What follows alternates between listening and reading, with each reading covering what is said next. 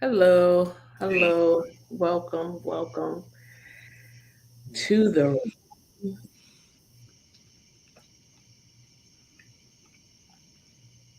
Give me 2 seconds.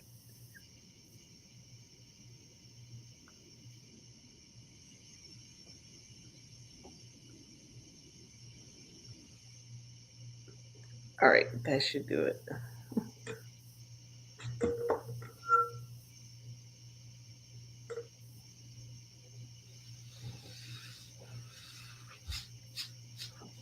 Welcome to Money Mastery Kingdom Dominion. This is the Money and Marriage series. I want to give you a second to get into the room. And we have such a wonderful session planned today because it is Father's Day.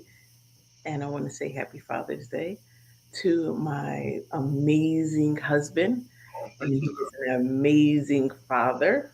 And I wanted to say Happy Father's Day to you. Thank you, love, so much. I appreciate it. Wouldn't want to be father to anybody else. To your kids. Much as All right. So I want to make sure that we have a chance to get into all of these good conversations around money. So let me tell you what Money Mastery Kingdom Dominion is all about.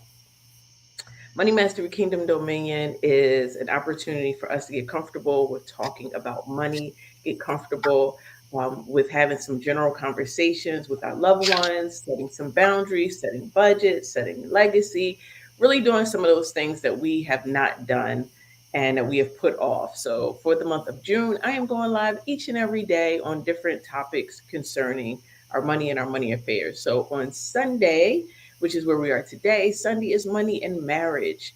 And on Mondays is money and mamas or money and papas. If you are a single earner and you are carrying a load for the entire household, that session is for you. On Tuesday is spin the money wheel, and that is when we look at your financial picture and we pick one of those items. It's a working session. You come with your pad, you come with your paper, you come with your tablet, and we come to get some things done, some of those things that you have put off for so long. And on Wednesday is Budget Clinic, and Budget Clinic is just like when you go to the clinic, got a little cough, and you want to talk about some of the things that's in your budget that you just want to be able to have an answer to. You can submit those questions anonymously. Go ahead, link in my bio, and you will see where you can submit your budget questions, or you can ask them during the live.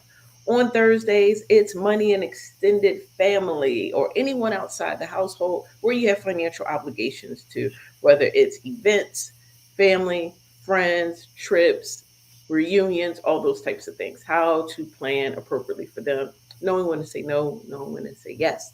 On Fridays is money and mindset. So if you're making some of the same patterns over and over again and you want to change, you want to break those cycles, those family cycles, then money and mindset is for you.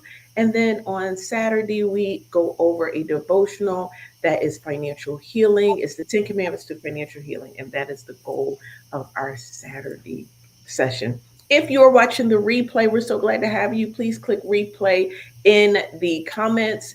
And I just want to tell you that this is going to be an amazing session. We're going to touch on some topics that are a little bit taboo. So I want to give you a disclaimer. My husband does not know the questions that I ask for these sessions, and it's just because I go live every single day, so I don't have time to give him the questions. So maybe outside of June, he will know them in advance, but right now it is a surprise to him. So that means you will get an honest response out of him for each and every question. So I'm going to tell you ahead of time because I have put some questions on here that are a little bit taboo. Honey, you have the right to decline to answer. It's perfectly fine because they are some touchy topics.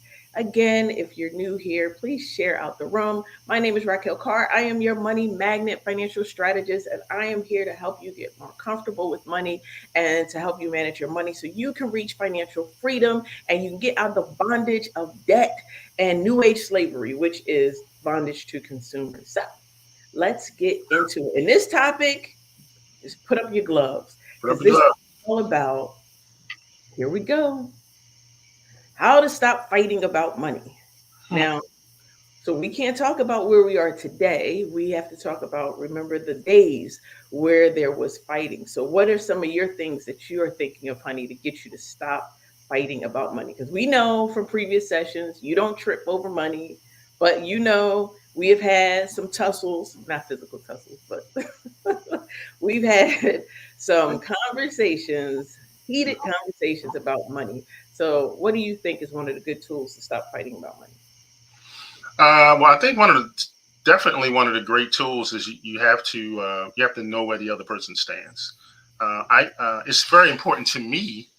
I think back then I kind of assumed that I was the man when it came to money, and I didn't. I thought I knew more than you, and I thought I managed millions for corporations. I'm running this money, and what's the problem? The bills getting, I think that just there has to be open conversation. There has to be expectations set and goals set. And I think if you don't have those initial conversations, you run into all this, and then it becomes a whoa, what, you don't like the way I run the money? What's up with, so I think there has to be conversation up front, and I mean from the beginning, expectation. Okay, how are we gonna do these finances? We're gonna put them together. We're gonna keep them apart. Like I think that's very important to have that up front. Now, the one thing we did really well was deciding how we were going to manage the money up front.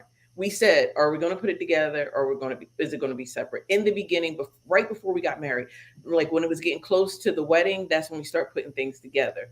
But that was it. So the other conversations was not had. And let me tell you, it was so much financial anxiety and financial stress because he was the man, he's Johnny Carr, and I'm thinking, I know I've been in a struggle. I know how to stretch a dollar. I know how to stretch a penny. And if he's used to handling a lot of money, but what happens when you have to handle a little bit of money, and what's going to happen to us? And it was very challenging for me in those beginning years to be able to really speak my truth and speak what I see is not working well, because anything you say in these situations is deemed an attack. If you say, I don't think that this is going well, and they feel like they're doing it well, whichever one, if it's male or female, it just happened in our situation. It was him and I. Um, they People feel attacked when you start talking about their ability to manage money, Yeah. money that they've earned, and you're telling them what to do. I mean, that struggle, that tussle is real. And I want to get us to the point where we're going to have just some honest conversations, because nobody talks about it. Everybody, gives you that those flowery language where it seems like it's all going to be okay, and that's not really what happens. So, one of the things I want to point out is just how do you handle debt coming into marriage? Because this is one of the things that's a tussle, because sometimes we don't disclose what's Yeah. going on. Okay. Luckily for us, he knew I had student loans coming into the marriage. He did not have any student loans. He was, living the good life where he had a free ride everywhere he went. So I came into the marriage with debt, student loan debt. And then we had to plan for this big wedding. And let me tell you, he wanted the moon, the stars. He was just like, we're going to pull out all of the stunts. And all I could think of was pressure and stress around money. So, how do you think is a good way? What do you think is a good way of handling when both or one member comes into the marriage with debt? Yeah, well, like Honey said, I didn't have a lot of debt coming into the marriage, certainly not school loans, and I feel like for me, this is where it hit hard, it hit different when you say and the two became one. That means everything is ours together. So it wasn't like the debt was yours by yourself. It was like, all right, we need to try to pay this off. I know for my wife, debt was always, my wife does not like debt. Like she like and again, in my mind, I know that people use debt. I work for corporations, use debt to finance things. So at some point you carry debt for that very reason. We didn't necessarily want to do that, and there were things that we wanted to do. And she's right. I wanted everything, for this, but I wanted it for her, right? Like I definitely wanted. I wanted 500 people to come to the wedding, and I wanted, filet mignon and all these other kind of stuff. And it's like, you have to. I think again, once again, it gets back to having a conversation and being realistic. You have to have a person in the group that had in the relationship that is grounded and that has perspective and that is a realist. And my wife was that. Now she was trying to balance that with, I know that he wants these things. Then we turn around and like, well, wait a minute, the wedding's supposed to be for the for the wife, not for for the husband. So I think she really did try to give me everything that I wanted. But I think again, I think that a debt needs to be identified. One thing my wife and I did not do is we did not hide things from each other. Like if she had situations, she told me about them. If I had situations, I told her about them. The first thing you have to do is be honest and upfront about what you have, and then look at a way to start working at that. So again, my wife is passionate about this, so for me it was a lot easier, because once I did come down off my high horse, I was able to say, okay, honey, how are we going to deal with this? And I had someone who was really, really good at that. So Thank you for saying that. But I do want to talk about those things because in the beginning, it's usually very challenging. It's usually hard because, especially if you're for me, this is the first time I was married, and only hopefully, and and it was hard because I didn't know how to challenge the things he wanted. Like he wanted so many big things and he was okay with putting it on a credit card. He was okay with going in debt as long as we could make the minimum payment. And having had been a single parent before being married, I knew how hard it was struggling. And I didn't want to be in a place where what if something happens? What if somebody loses their job and then we have this debt that we really can't contain? And that did happen. So I get pregnant, and my husband's like, I want to get you a new car for you giving birth. So you got this side of you that's like, oh, that's really nice. Brand new car. I've never had a new car a day in my life. I've always had a used car, and he's going to get me a new car off the lot. In my mind, I am saying, no. In his mind, and I'm even secretly praying in the corner, like, please don't let the paperwork go through. Please don't let it work out. I'm doing all of this. But he was determined. And once I knew he was determined, I kind of made a way for it to happen. And that was like the beginning financial downfall in our marriage. That car fresh off the lot, I would tell you 10,000 times, don't get a car. I mean, it was a designer car with designer gas and designer what do you call it, um, things that need to get fixed on it, repairs. So that automatically puts you in a different place in terms of finance. It's not just the minimum payment, and the everything is higher. The insurance is going to be higher on a luxury vehicle. The repairs are going to be higher. Everything is going to take you to it, which you don't calculate. And I wish I could have put in the comments a way that you can calculate your if you're going to buy a car and a type of car. Maybe when I do the replay, I'll put that in the comments, and it will give you all your anticipated costs. That that took us, and I'm gonna tell you why, because I want to be so very honest on these lives because I want you to be helped in this process. So if you have an American Express, you really don't have a limit, right? It's pretty much open. So I had American Express, and I put him on my credit cards that I had so that we could share everything. Well, the down payment for that first car, well, that car went on the American Express.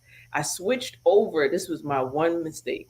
I switched over on American Express. So you can get the option to pay it off every time the bill comes, or you could switch it over to delayed payments. mhm. And I switched it over to delayed payments because I knew he really wanted this. But if I would have kept it with that restriction, it would have forced us to make the down payment immediately and it wouldn't have opened up. When you have something like an American Express and you have a spouse that loves the finer things in life, all of a sudden it went from the car to the this to the that. And before you knew it, that American Express bill had skyrocketed up to like 13,000 dollars.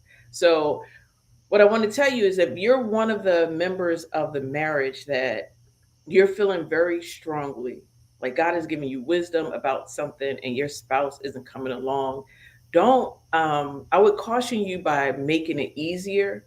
You don't want to argue over money, but you definitely, if you see an impending doom, and I knew in my spirit that that was going to be a problem down the road, but I also was struggling with I want to make him happy. I want him to be able to give this gift. He works hard all the time. So those kind of struggles, the quicker, and there's no, unless you've been together, a whole lot of time before you get married and you've worked some of this out before you get married, I don't know that there's a quick way to get to synergy other than time, experience, and process. But if I can help someone in this process in the beginning, um, if you can't afford to make that payment right there, if you don't have a 5,000 or whatever down payment is to take it, you might want to wait on that expense until you get it.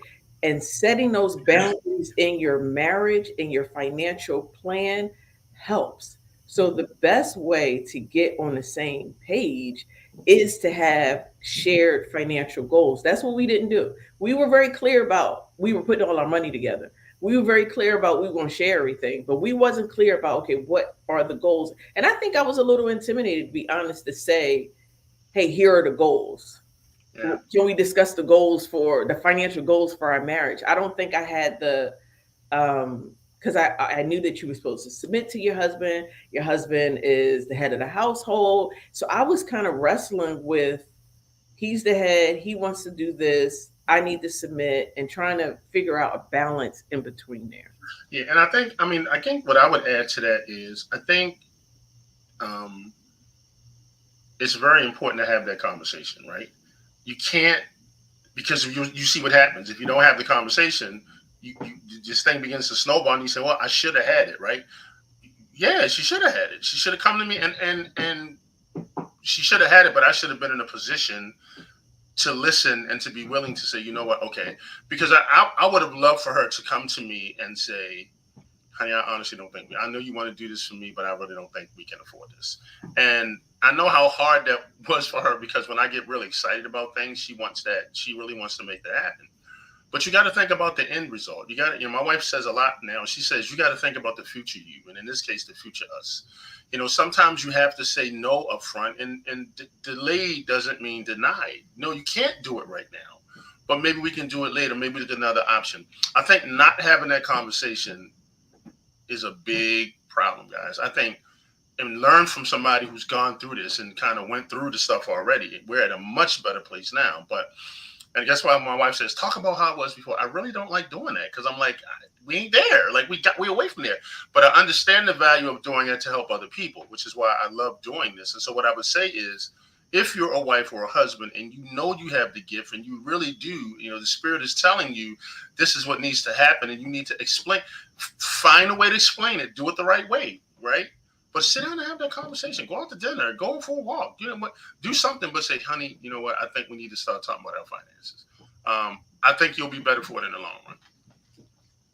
And we have the benefit of talking about it where we're in a financially healthy place.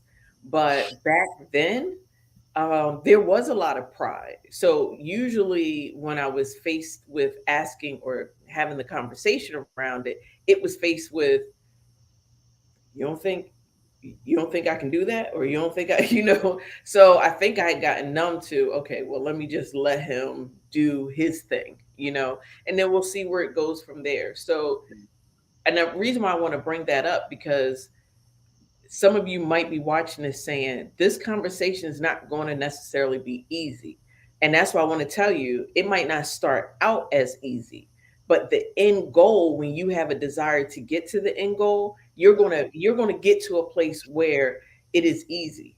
And it goes back to trust. I think that in the beginning, because you're coming together, and we were engaged, we met, a year later we got engaged, and a year later we got married. So you figure we were really only together for 1 year, because that second year was all about planning a wedding, and we were highly distracted during that time. So then you come together, you're now living together, everything is, and there are a lot of things, a lot of kinks to work out, because as I told you guys before, we were both adults, we were both established in our careers when we got together. So we weren't young babes getting together. So we already had stuff. He had a house, I had a house. You know what I'm saying? So when we came together, working those things out, when you're used to being independent and you're not used to having to answer to someone about your finances, it's going to generate a little bit of tightness in your chest until you grow to trust the person. And sometimes you can trust somebody with a lot of things, but you don't trust them with your finances. And that time, you have to take time to get there. Um, do you think the route that we took in terms of just we had to learn through trial and error and Yeah. trial and error and trial? Do you think if you could go back, do you think if we would have gotten some support early on, do you think we would have listened, or do you think that this was just the best way for us to get there? Well, I do think we would have listened. I mean, I feel like um, you want the best. I wanted the best for my wife, and I wanted the best for our. I wasn't being reckless.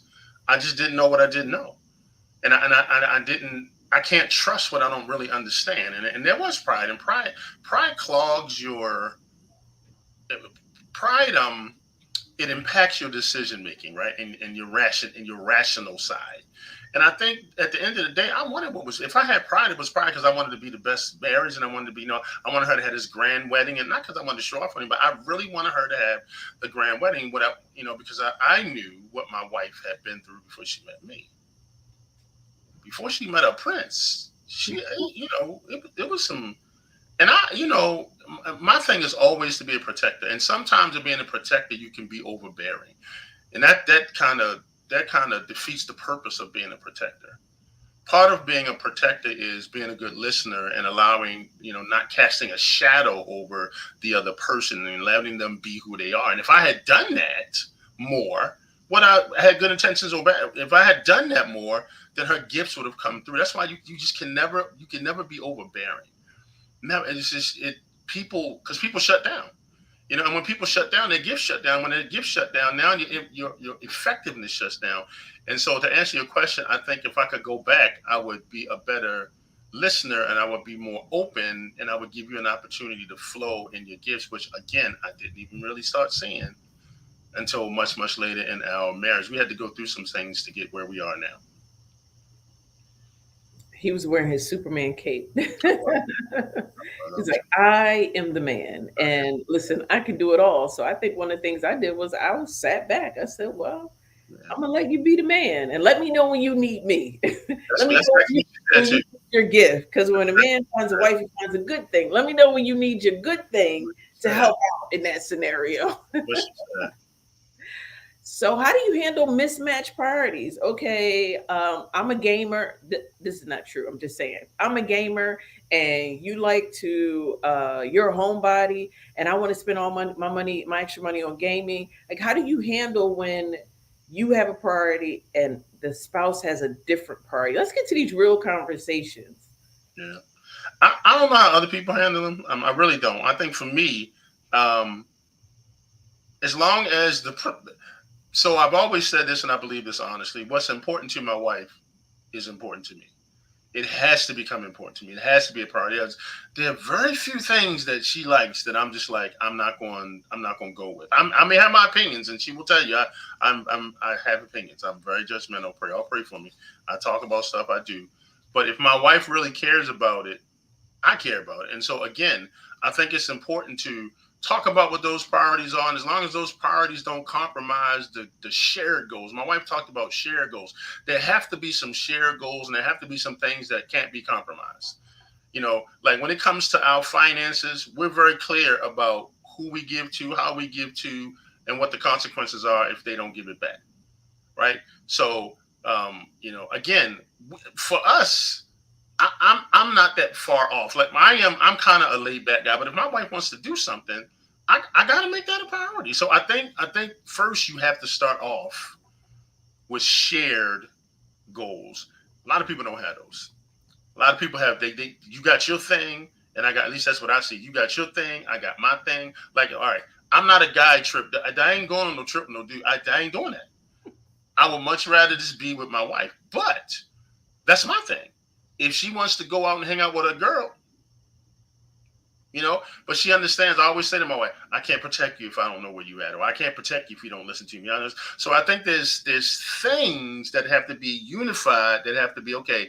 We can't compromise these things, but you can allow the other person to be who they are. I hope that makes sense to some And because there could be people, so because we don't have this to an extreme level, like we can, I think the goal is always to be doing this. people. Yes. So if you're here and y'all are doing, if you're here going that way, that's a problem. You have to constantly work. You might not hit that point of synergy yet, but you have to be working towards the synergy. Because why? Let's talk about it. A house divided cannot stand. I promise you, that house is going down. You are going down, and you're going down at a rapid rate if you're not actively trying to get closer. Yeah. And if you're saying to yourself, well, I'm trying, but he's not trying, Right. or she's trying, or vice versa. As long as somebody's trying, Yeah. trust me, you'll get closer. But if both of y'all give up and you're just going to have separate and you're just going to do things separate, um, marriage and is the biggest wealth secret. Like, you can move at you can move at a much more rapid pace when you bring it together. So to be married and have everything separate is counterproductive. I It promise is. you. It is. Yes. You're not working smart at that point in the marriage. I mean, it might be smart because you're owning your own stuff and you keep it separate. But if you have a goal to get to a certain wealthy place, you can Yeah. get there. You can get there in half the time if you bring it together. Now, let's just keep it honest. That's not going to necessarily work for everybody, because what happens? Well, I want to give you a chance to what you think about House Divided. Yeah, I mean, I think that's so powerful. I will tell you this. You said something earlier that I think is key. You said as long as one person is trying. What my wife will tell you about me is, and I'm much better at this than I used to be. While my wife is very, very important to me, and everything she wants, I wants to make sure she has. I'm a shutdown. I used to be a shutdown person. Like, I was shut down. Like if you didn't give me what I wanted, or if it didn't go the way I wanted, I'm shut down. Or I walk away, not walk out the house physically, walk away, but I walk away. So when you remember, my wife said you want to get like this. Well, when one person's doing like this person's going like this, trying to find the other, right? It's like, and it's like this. So I think as long as the other person stays here, like, I'm gonna be open minded. This person, you don't necessarily have to be moving at the same time. You know what? And that's what happened. I was kind of going like this, and she would kind of come like this. She and so I think it's important for you to understand. It don't mean that you're always going to agree, Right. because Lord knows we didn't agree on a lot of things. But at the end of the day, we have a foundation scripture. We have. I would always say that to have a foundation scripture for your marriage, one that you go back to and you resort to. Also, that we when a man we cleave, like we're together. So nobody gets to talk about my wife. Nobody gets to talk down about my wife. When we outside, our business is our business, and she always said to me, you need to give me the benefit of the doubt. Like, I still hear her saying that in my head. And I'm gonna be honest with you, she really taught me that what love is. Now, I loved her, but I loved her when I got mad, I would stop doing stuff because I was mad. Right? Like, I'm the chef, I'm the cook. And I definitely don't do this anymore because we probably have been divorced if I did it, but I don't do this anymore. When I got mad, she made her own food. Like, to me, mad mean I ain't talking to you and we ain't doing nothing. That's this. Right? But what she taught me is that because even when you get upset, you know, you still love the other person, right? Don't forget the goal. And so I think for me, a house divided means when both of y'all are going your separate ways, when nothing, the goals are going like nothing's together. Eventually, it is absolutely going to fall because that's what a foundation is. This it's firm. And so my wife taught me that, and so now we understand that even though we disagree, that we're not divided. We just disagree. The goal is still the same. She's still my wife. She's still my everything. She's still my reason for living. She's still the wind beneath my wings. I still want to protect her. I still want to guide her. And if she's saying it, now I go, you know what? If she's saying there's got to be something to it. Take a minute, think about it, and ponder it. And then even if I don't agree with it, I'm gonna go, you know what? Let's go with her. Now, when I say that, I'm not like, go ahead, watch. Go ahead, I'm staying back. Watch this. Ah, yo, right? No, I don't do that. Like, oh, and then when I see it flips, I go, oh wow, honey, I was wrong. I was wrong. So I think you have to have that, if that makes sense. And I think it goes back to trust, because even though you get married, even though you're in love, sometimes you still don't trust the person. And I don't think he trusted me to the degree to give me the benefit of the doubt. I mean, he might not admit that now, but the reason why he listens now is because he trusts not just me, but the God in me. And for me, and this is what I would tell wives in any situation when you're dealing with your husband. If you have God in if God has brought y'all together and he's in the center, I always had uh someone to go to. I'm like, okay, Lord, he's not listening. Can you please talk to your son? Um, you told me to do this. And I am telling you, when you petition the high court, God would go and speak to him. He could be mad at me, but God would go and speak to him and he would come back and he would be completely different. But I can tell you, trust takes time. It does. And we can't microwave trust. And the reason why trust takes time is because sometimes you need experiences for trust to be tested, for someone to trust you, to That's right. trust that you are going to have their best That's right. interests at heart. So if you haven't gone through anything, and particularly when you're a grown adult, like grown folk get married, you done been through some tough stuff. You done Yeah. been through some heartache. You done been through somebody burning you, scorching you, all these different things. And then you're bringing this into the marriage, even if you don't want to, Yeah. it's still there. So Right. some of our previous wounds start to show up when now the person is saying, well, hey, I'm not that person. I'm not the one that necessarily did that, but you still got that scar that Right. might not be healed. Yeah. And then you got to one heal from the scar Yeah. that put that lack of trust in you, and then you have to grow to trust the person. And I think over a series of events and him getting higher with the Lord, it allowed him to get to a point where he could hear the Holy Spirit in me. He could hear that God was operating. He was taking it that, okay, she's my wisdom, that she doesn't want to hurt me. Right. Um, and one of the other things that he said is that he likes to give me whatever it is I want. So I don't ask for nothing because I know if I ask, it could be out of budget, blowing a budget. He gonna go get it. He gonna blow something just to say that he was able to get it. So I use that wisdom wisely. I know that if I say, "Hey, I want a brand new whatever that costs whatever," he will make it happen, and it will not be necessarily fiscally responsible because he will have one goal that he's going to try to put that smile on my face. So I think when you have that kind of power, for lack of a better word, over your spouse, don't abuse it. You still have to have those goals that's going to help the family. That vehicle, whatever big, ticket item I would want today, how is that going to impact us long term? Now, if you have extra income where you can blow that, of course, but sometimes we use our power and we don't use it wisely. So I would say use that wisely so that you can get to the place you need to go. Yeah, and I think the word my wife is looking for is influence, because she, there's a lot of influence that my wife now has, because the reason that I trust her is because she's shown herself to be trustworthy. In order, before you can trust somebody, that person has to show themselves to be trustworthy, and she has done that over and over again, not just because of the fruits of her work. I tell people, people always talk about the Ravens. They got to make that team every year. You don't just show up and put that uniform on. No, you got to produce, sir. And that's why people struggle when Brett Favre, who was the man for many years, get to a point where he ain't the man no more. And it's like, no, sir, you got to produce. Now, it's not like, I mean, that's kind of an extreme when you talk about a marriage. But for me, I had to ask myself, she actually asked me the question. I had to ponder. It's like, what have I done to you that you don't trust me? Like I was projecting, here we go, being defensive and being, I'm not trying to hurt. She would say things like, I'm not trying to hurt you.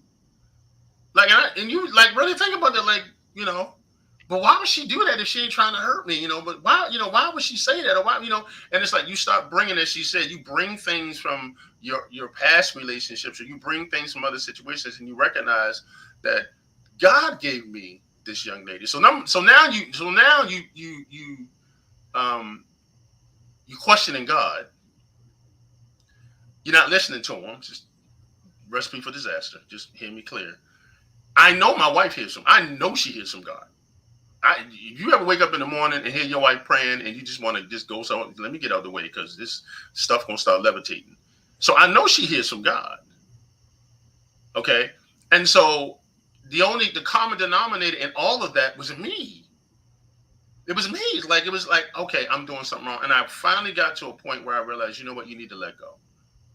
You need to let go. You need to let go. You need to. She talking about she need. I needed to submit.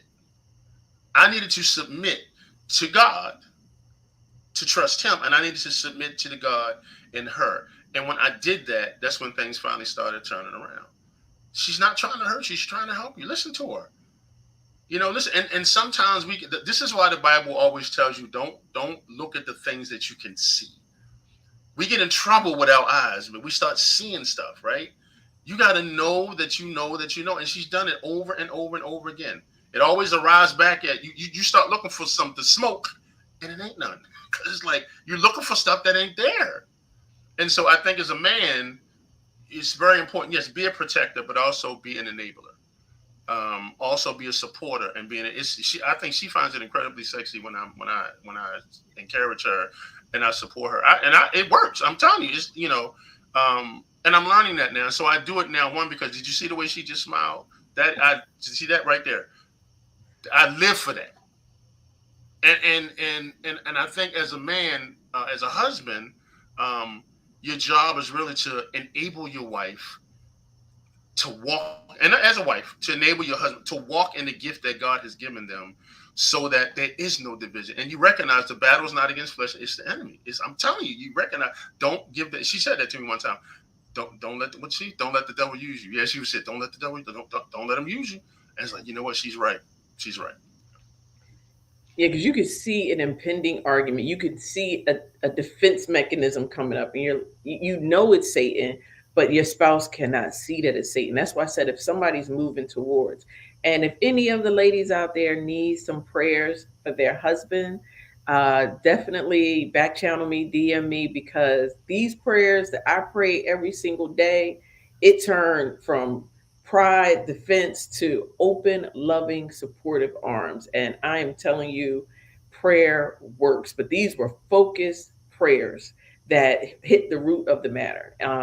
So if you do need that, let me know. So let's move along because it is Father's Day and I don't want to, I got him working today on this live and he's doing an amazing job. So I want to make it a little bit fun. Tell me in the comments if this is helping you. Please like and share. Let us know if this is adding any type of wisdom to your life. Please, please.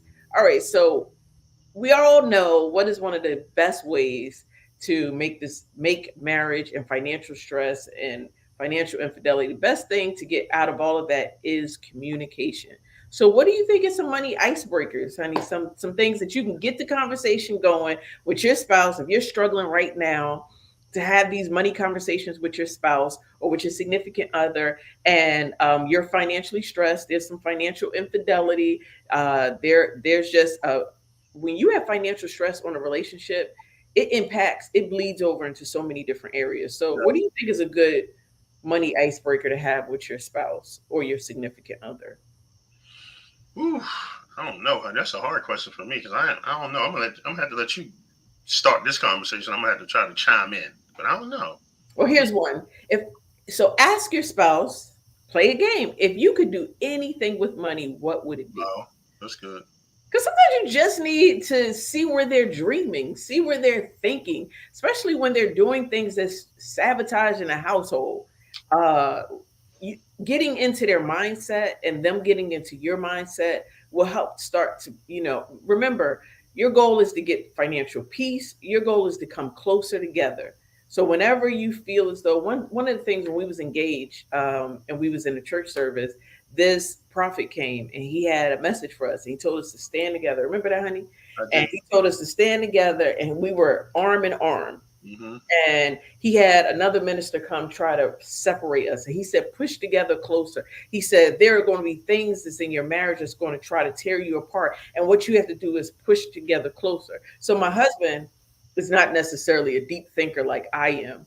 So I always remembered that. So when we was having struggles, I would just lean in more. So where he would get mad at me and decide he wasn't going to make me a sandwich that day. I can cook, guys, first of all. I make big meals, but he makes the everyday, I don't want to get off track. However,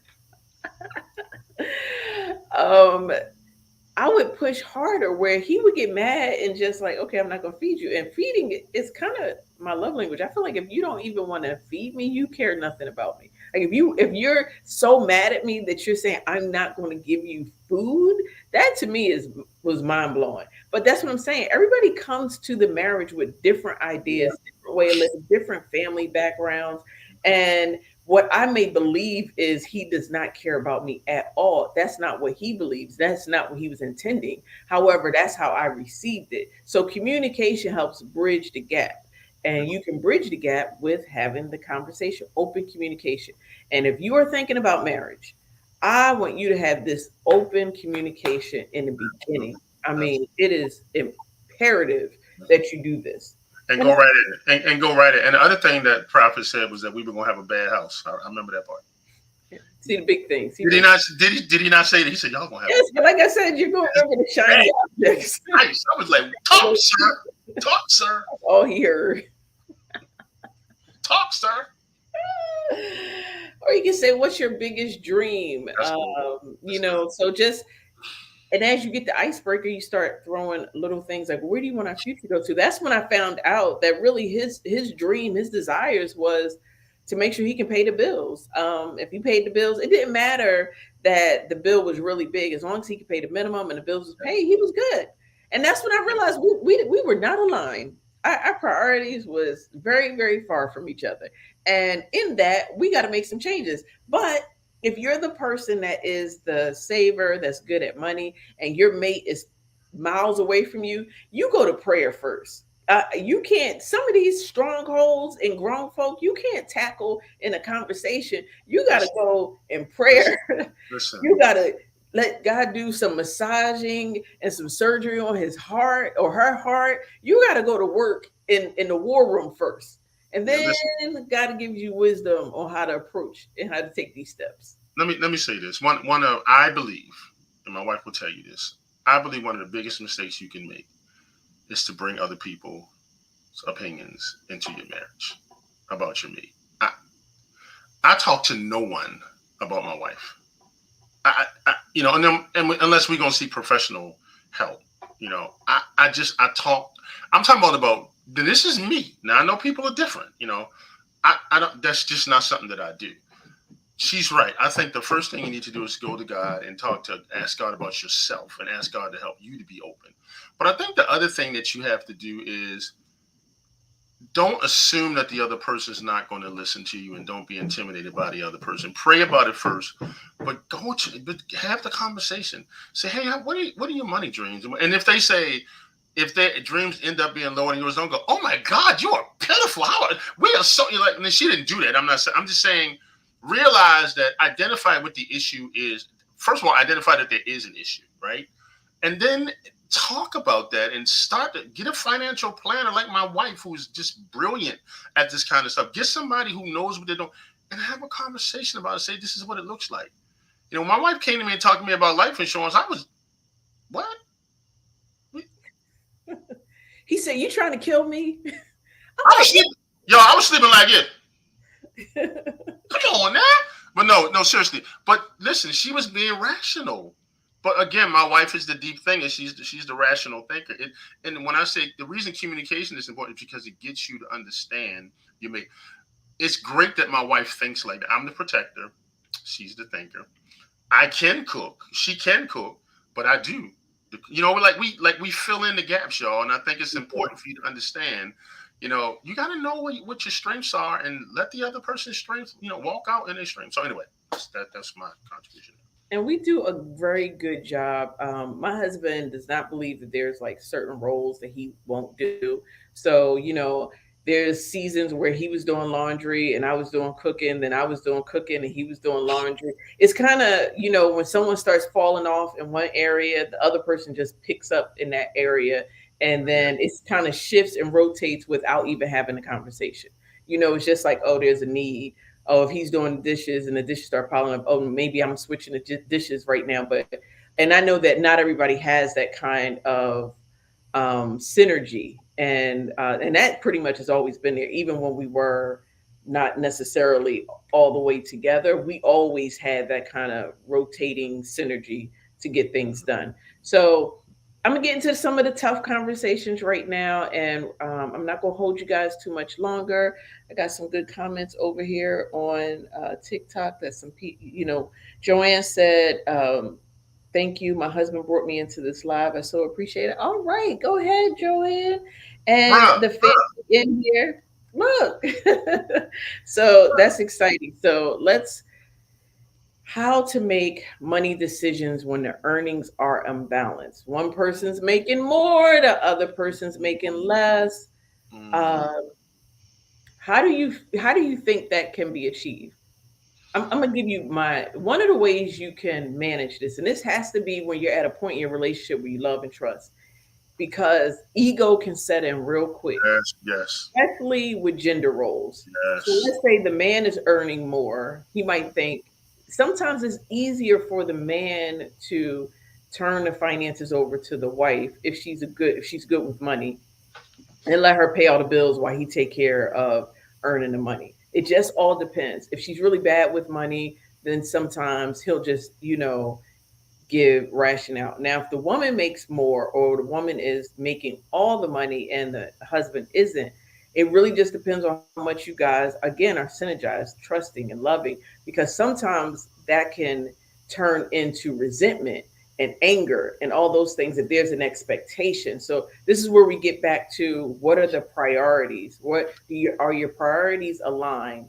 Meaning that you come to an agreement that this is how it's going to work. And then some people, you might have one person in a marriage, y'all might start out together, but somebody's super ambitious and they want to go for the big job all the time. And somebody else, they're like, I want to live my dreams because I don't want to be stressed out at a job. So getting to that place of synergy, but how difficult do you think it is in a marriage when there's unbalanced earnings?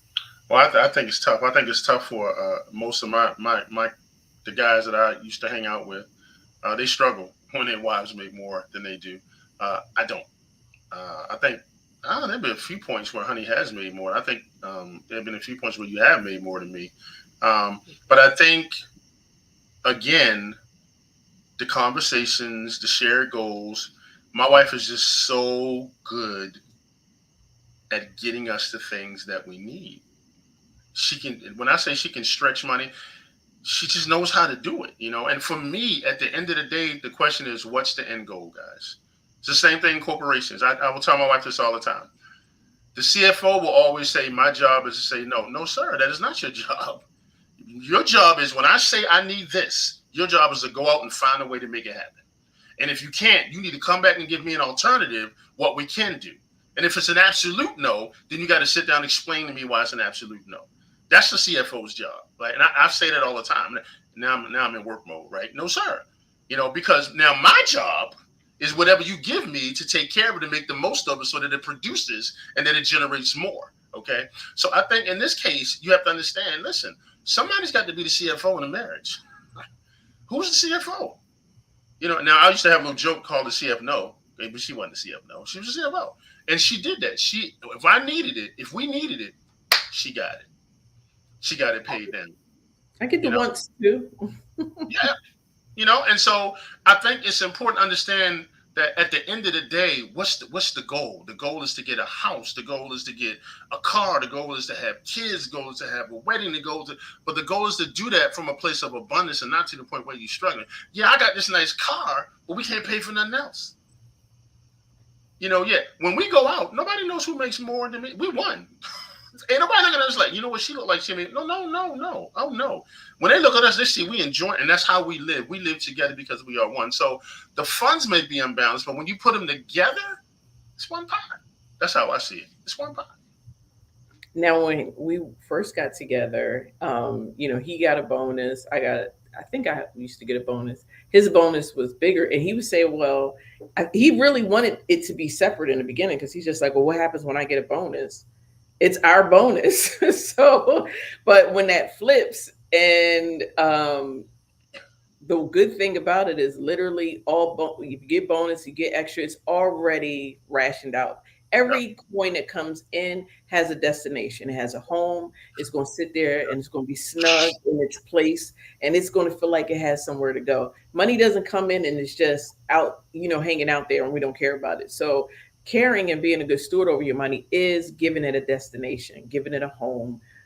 It's when, it's kind of like when you clean your house, and if you keep your house neat, everything has its place, and that's how you have to look at your money and your budget. Everything has to have a destination, a place to go, and that's when you're going to thrive. That's when things are going to be clean. That's so So true.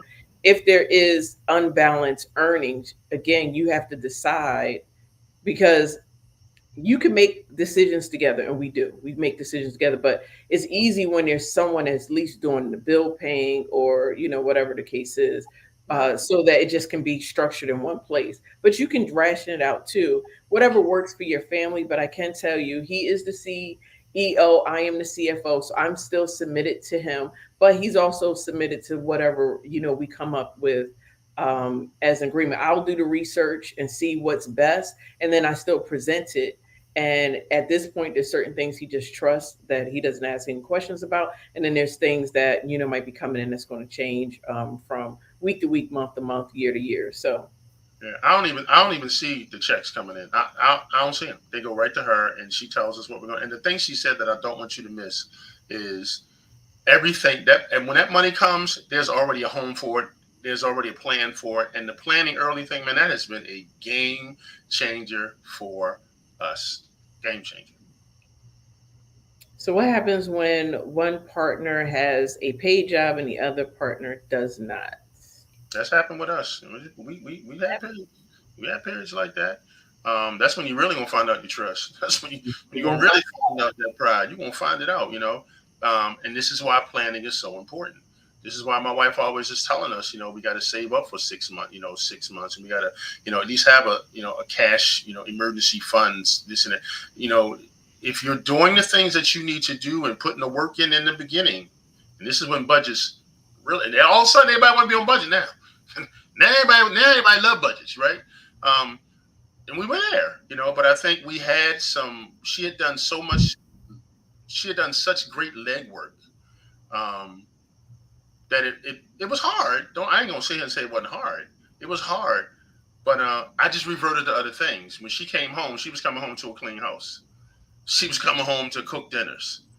And my job became finding a job. Did y'all hear what I said?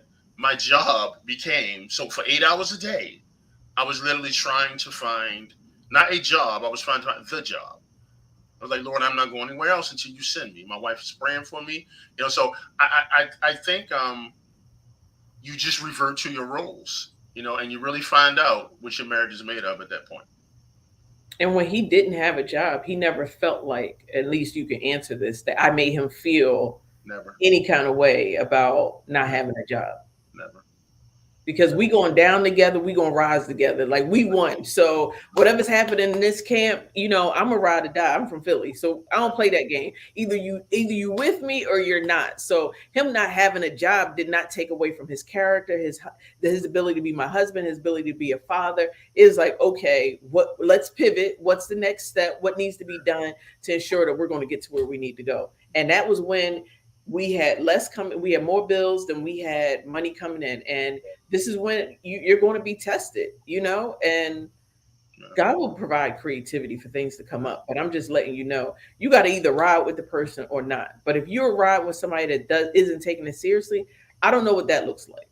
Yeah. But you choose your spouse, so choose wisely. And I ain't gonna lie and say it wasn't tough. I was depressed.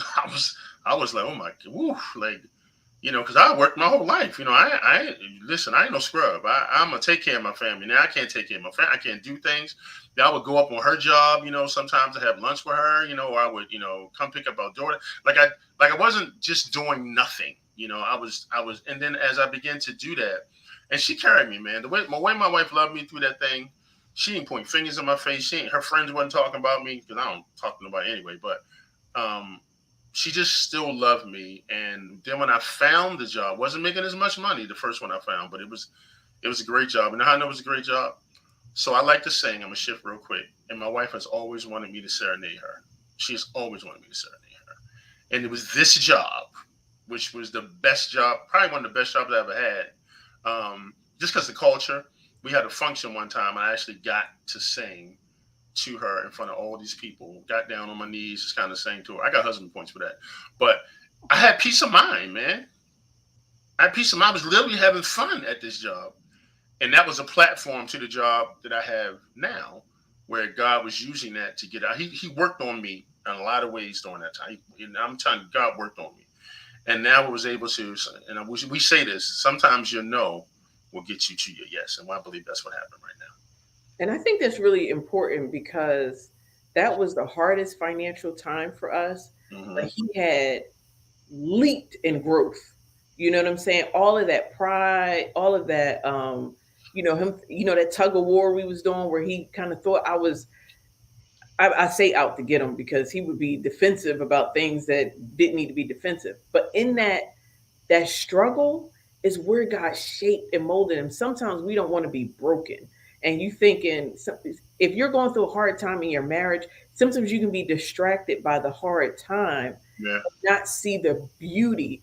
If God did not take us and him down to rock bottom, right, we would never be where we are today. That was the single point where everything changed. Prior right. to that, he was paying the bills then, and it got to the point where he had exhausted everything. That was when God spoke to him, and he could hear God speak to him saying, turn it Yes. over to your wife. He Yeah, couldn't even see my gifts, my ability. He was, this entire time in the marriage, he could not see how we could, how I could really take us to the next level because he didn't trust that. But in that time of breaking, and yeah, if you're so busy telling your mate off or going off or being upset during a time of struggle, you miss the opportunity of God answer every prayer that you ever had before then when everything was good. yeah. And as our situation got weaker, if you will, if I could say it that way, I think our bond got stronger. And I think this is how bad it got. I literally was on unemployment. I have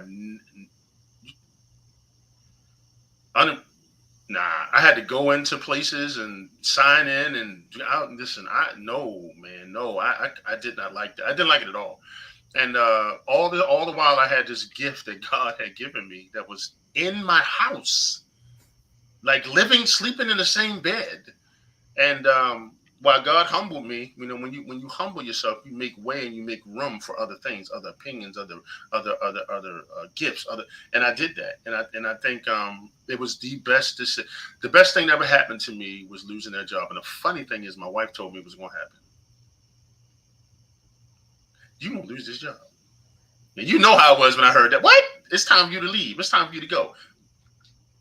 And so since I wouldn't go, God arranged it so that I had to go. How about that? And the other thing with this is what I'm talking about when you're don't get distracted in the storm, because the amount he was bringing home for unemployment, he was paying for daycare. And I'm like, why pay for daycare? That would be extra money we could have in a house.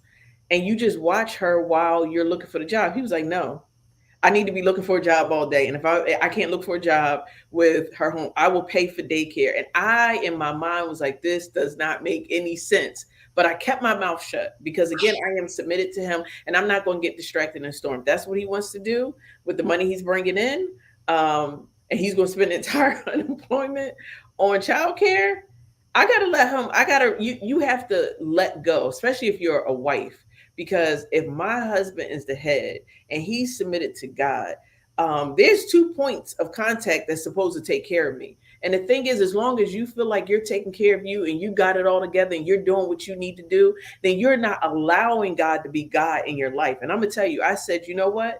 It is not my responsibility to make sure this household stands. And I had that talk, I had that very honest conversation with the Lord. This is not my job. My job is to submit to you, submit to my husband. So at this point, it would be both of y'all failing, the household. It's not my job. And I submitted to, I let that go. Even when he was handling the money and I knew he was doing it, not what I felt like should have been done. I didn't even go look in the accounts. I said, it is not my responsibility. He is owning it. I'm going to let it go. I carried the Superwoman cape prior to getting married. I asked God, when I get married, I don't want to be Superwoman no more. So I wasn't going to take over his rank. I said, you know what? If that's what it's going to be, that's what it's going to be. I've never seen the righteous forsaken, nor a seed begging bread. Prove me. I'm going to prove that God is God. And I let go. and I allow God to be God. And let me tell you, was it hard? Was it challenging during these storms? But when you in the storm with Jesus, let me tell you something. The storm don't feel the same. And when I know God has my back, if God be for you, who can be against you? But you got to believe that. It doesn't matter what you see. It doesn't matter what you're looking at. You just say, Lord, this is bad, but I'm going to trust you. And I let go of my credit score. I let go of everything. And I said, I'm giving it all to you, Lord. And let me tell you something. I live in the 800, over the 800 club today. You know what I'm saying? It can all turn around if you allow God to be God. And sometimes we want to have so much control over the situation, especially as wives, especially if you were independent prior to being married. But I knew what I wanted. I wanted what God had for me, and I knew I did not want to be out here doing it all, being it all. So I let go. I said, I'm going to give it to you, Lord. I'm going to trust you. And not only did the hard times get him better and get our marriage better, but it also strengthened my relationship with God. I would have never been able to walk in some of the authority and the power that I walk in today had I not had to stay in that war room with Jesus. It just showed me how much he loves me, how much he cares for me, how, it strengthened my relationship. So take the opportunity, if you are in a storm with your spouse, take that opportunity to stay in that war room and watch God do the amazing work that he's set to do. Amen. Any last words, honey? I love you. You're so amazing. You're so wonderful. Thank you for being here That today. peace is a peace that came upon out of out of storms. So when you see that and you're like, oh, how can I get my husband, or how can I get my wife to, it comes, this didn't come overnight. It came from us, someone staying in the fight. So if both of y'all have gotten out the fight, somebody got to get back in the ring. If you get in the ring and you fight, God is still going to honor that. Okay. So Yeah. um, I had a whole lot more questions, but we're already at an hour. Happy Father's Day to all the fathers that are watching today. Thank you so much for joining us on this Father's Day. I'm going to go take him out and celebrate him. And thank you again. Uh, Click the link in my bio. My business card is in there. You can download it. You can follow us wherever I am, so that when I go live every day for the month of June. This is Money Mastery Kingdom Dominion. This is the Money and Marriage series. And if you enjoy this, we are going to put on a retreat or conference for money and marriage. And it is going to be amazing. And some of Dope. the things that you want Dope. to see and achieve is going to be in that. So let us know if you're interested in that, so we can start planning that. Thank you. Talk to Thank you you. soon. Peace. Bye for now.